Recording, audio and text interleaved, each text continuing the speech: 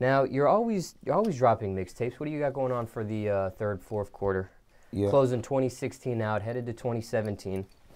I'm always dropping drip tapes. What do you got on the agenda? Man, bring it down for us. I'm finna go and just bring that flavor back, bring them ingredients back, you know, drop some new projects, about 3 projects before the end of the year.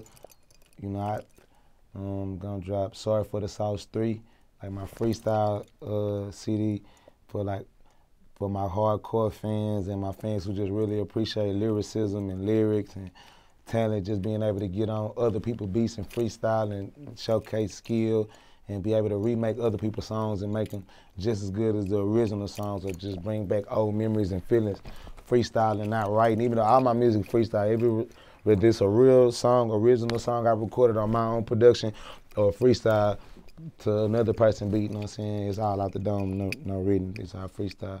But you know, I had to start rapping for a minute because I said, fuck that rap shit. For, like I always say, because I was, you know, getting money and dripping sauce and, you know what I'm saying, taking a lot of girls out. So I ain't having enough time to get in the studio and rhyme. But now I'm back, Jack. Now, speaking of freestyles, are freestyles dead? Because a lot of artists don't really mess with freestyles anymore. Because a lot of rappers can't freestyle. But, you know, I ain't gonna lie, honestly, it's like, you can't just say it's dead, but it is dying, and it's very close.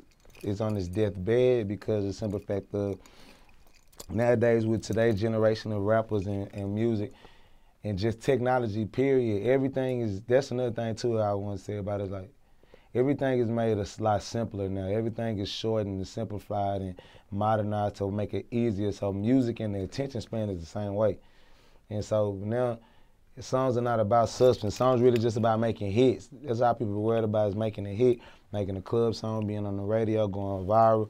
So it's really about being repetitive and making just, you know, music that somebody that can really listen to and catch on from the first time you hear it, more or less to when freestyling was predominantly a big thing in rapping, like in the hip hop era, it was about substance and what you saying and how you saying it and what's the meaning behind it and metaphors and analogies and punchlines and things like that. Like that's when the freestyle era was dominant, was predominant, and no, you don't see that a lot in today's generation of music because everybody, like I said, everybody trying to more or less make a hit song or duplicate the next rapper style or things like that, more or less than just when you freestyling off other people's beats or when you just freestyling in the gym or at the table, it's all out the dome. You can't really script that. You gotta really go off what you know and what you've been through, what's the first thing that's gonna come through your thought process. You know what I'm saying? That art of it is not really here that much, except for artists like myself and, you know, a few others, but it's not really a lot. Maybe like, you know, the Kendricks and or the J. Cole's and things like that. But on the street side, like on my side of the fence of the streets, now there ain't really too many freestyle artists or lyricists is really just going off of other niggas' beats like that. Maybe Meek. Did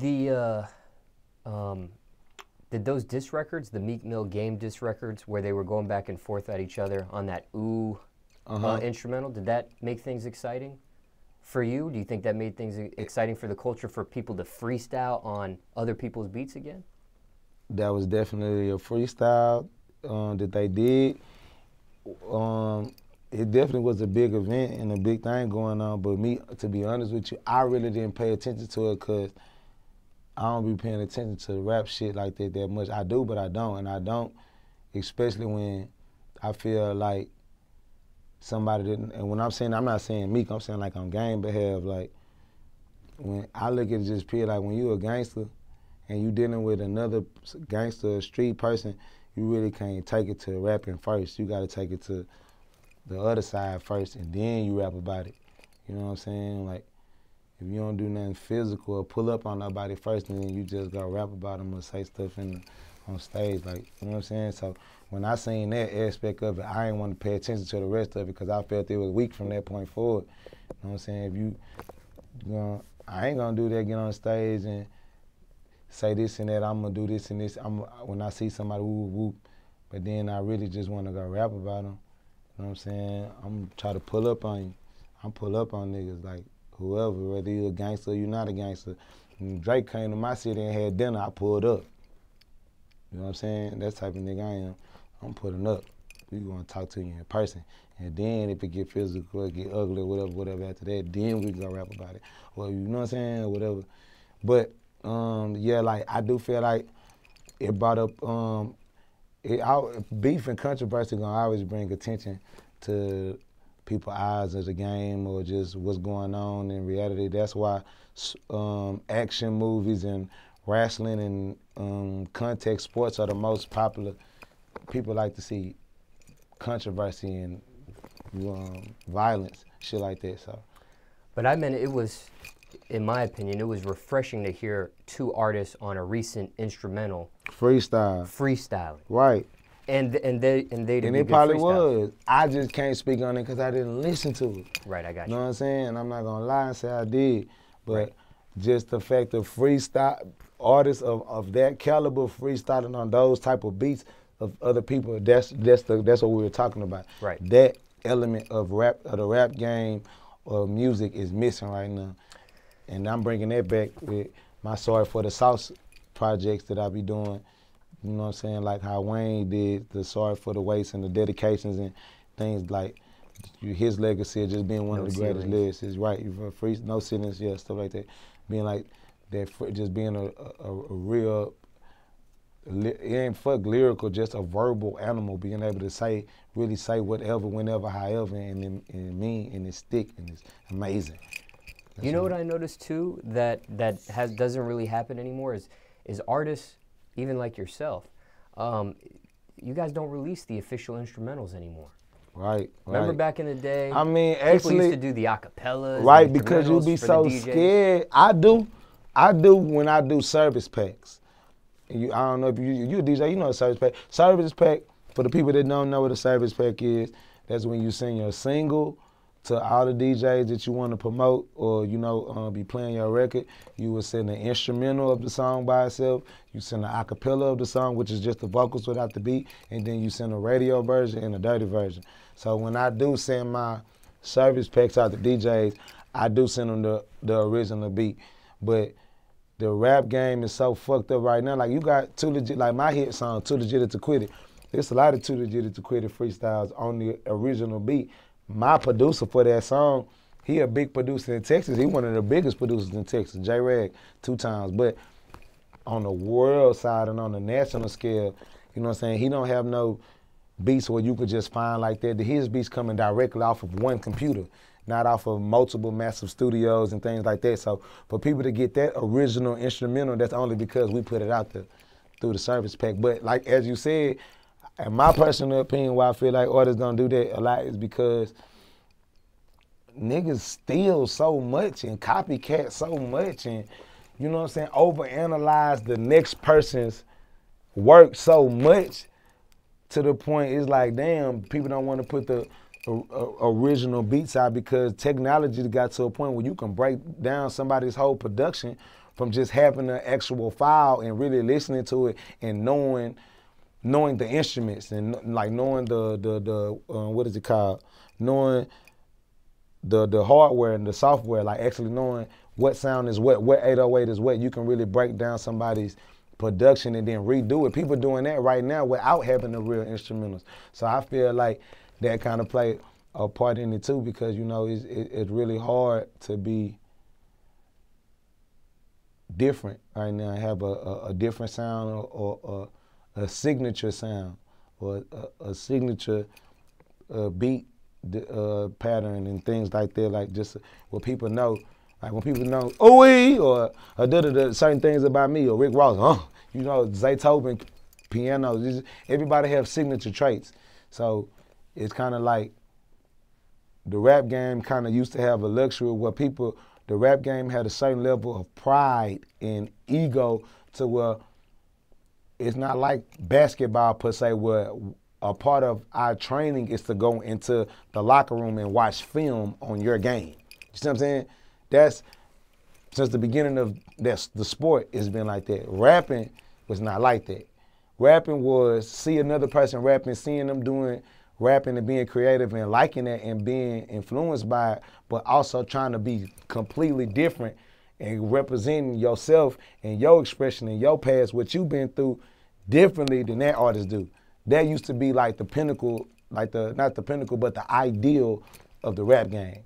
To be the best, to be the most different, to have the most creative chain that nobody else got, to have a car that nobody else got, to have the girl that nobody else could touch. Like, that was the thing about now is like, shit, I ain't mad if my wife was the girl that you had a sex tape with and did this and that with and screenshots of her being like this shit. As long as she fine and got followers, then, you know what I'm saying? Do that make sense? Like, people don't, the same level of prestige and honor and things like that are not in the game no more. So people try their best to conceal what is theirs. If you could conceal your skill set and your art to where people can't duplicate it or use your pattern process because there's other things in the way blocking it, then, you know what I'm saying? I feel like that's why. Maybe I could be wrong, but. Now, there are producers out there remaking instrumentals to instrumentals that aren't out there. Exactly. Do you mess with those, or are those? You have to. And that's my point exactly. That proves everything. My freestyle CD right now that I'm doing was some of these songs that I'm doing remakes to. I'm doing the freestyles on not the real original beat, the real actual instrumental, but people and technology has evolved so good to where somebody can hear snippets of your beat or hear your beat with other rappers rapping on it and still reduplicate it damn near 99 to 100% exactly as its original form. So for a person that's a producer that's very particular and picky and selfish, or like you real stern about your art and what you created, you don't want people to be, that's just basically like you might as well say every time you make a beat, you're gonna do a tutorial for every producer in America, this is how I made this beat. Because technology is that advanced. Versus to when you could take a picture on the phone and you couldn't automatically go on your phone and zoom in and do this and that. You got computers now where you can break down damn near anything. You can break phones and make them switch to different companies when you bought it from T-Mobile, and you can make it, you know what I'm saying? But some of them sound like really bad knockoffs. Though. Some of them do. Some of them do. But some of them good. There are some that are good, but you can still tell there's still a slight difference. It's not the original. For sure, always. But do you still rock with it even if it sounds slightly? Nah, I just do that for the fans when I do the freestyle shit. I do that because that's the closest thing I can find to this beat that's gonna satisfy the fans and give them that feeling of that memory. If it's an old school beat, to give them that feeling of their favorite rapper right now rapping on another beat that they wish he was on. Now you have a lot of friends in the industry. Mm-hmm. A lot of people you know. Right. I see you FaceTiming people all the time and right. stuff like that. Right. Have you ever reached out to somebody to ask for their official instrumental directly? Nah, because I feel like that would kind of be lame. I never did that because I feel like, you know, that would be lame. I don't know why, but it just feel lame to me. Just like if somebody called me and said, hey, Walk, bro. Now, if it was just a super, super big rapper like an OG, like Boosie called me or some shit like that, then hell yeah, I would. But at the same time, then it would go to a shit. You know me. You want to get on my beat? Shit, why not just get on the remix and do the real song with me? You feel me? It's going to go to that point. So, and then same token, somebody will get on your freestyle and get on the freestyle on the beat, and you put them on a real song, and then they'll try to be offended by that because, oh, well, I'm a bigger rapper than you. I wasn't trying to bless your career, but you want to rap on my beat, though. You know what I'm saying? So, on all those different levels, it make it kind of lame. Versus, I don't really call rappers and ask rappers for shit. I don't ask rappers for verses. I don't ask rappers for pictures, plane tickets, none of the man. Hey man, I get this shit from the bitch. You know what I'm saying? Rappers want to fuck with me, but I love all my brothers and my friends that's rappers. That's how I treat them, like real street niggas or real men, like family. I don't like friends like that. I want to have family. Because a friend could turn into a foe and I kill my foe. A family could turn to a foe and I kill them if they cross that line. But at the end of the day, it's like we try our best to keep the lines of true, you know what I'm saying, love and family shit, brotherhood, trustworthiness, shit like that. So when I deal with rappers, I try to create a real relationship with them that go past music. Right. Because at the end of the day, we living in a world that go past music. You know what I'm saying? We in each other's cities, in each other's hometowns, backyards, seeing each other's enemies, seeing each other's friends. You know what I'm saying? It's the connection that make us all strong. So I'm never saying that I don't, you know what I'm saying, like call up my partners that's rappers and do shit with them and fuck with them. Or I might ask them for a video director, something like that, but ask them for that beat, that's kind of like too much. So you're the type of artist, because there's some artists that aren't afraid to ask another artist certain things, right? I ask an artist anything. I just want to ask them about a beat. I ask artists, is jail real? Did you really sell drugs? You always talk about guns. Where the guns at? Who you shot? You know what I'm saying? I ask rappers all that shit. Is your jury fake? Cause you a simp?